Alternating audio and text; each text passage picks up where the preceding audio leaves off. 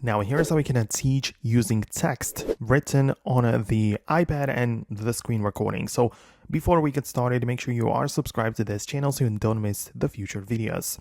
But anyways, at first, I would recommend you to update your iPad to iPadOS 26, as this has brought some changes to the screen recording and it now lets you capture the screen in the highest resolution. So it's a good idea to update.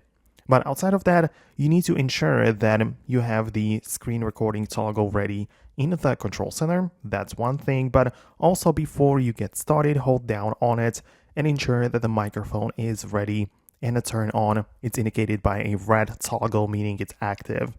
And then you can begin your teaching process.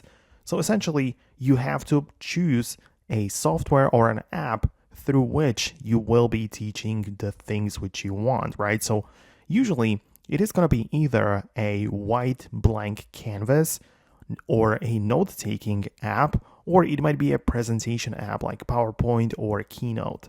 So plenty of options, depends on what you need. If you want to use the Apple Pencil and you want to draw and scribble on it, I would recommend you to try it with the Apple Notes app, where you have the blank canvas right there.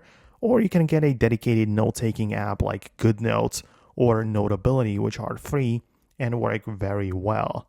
But a lot of people would much rather just start or prepare a presentation using a PowerPoint or Apple Keynote, which then can be screen recorded and you can speak over it and teach using that. So this is another very common approach where people just prepare the presentation in those apps before, and then they just record it, speak over it, and just teach it, explain the topics or whatever, right? So these are the options, most common ones. Let me know what you think below. Most definitely subscribe for the next guides and explanations like this one, and I'll catch you in the future videos.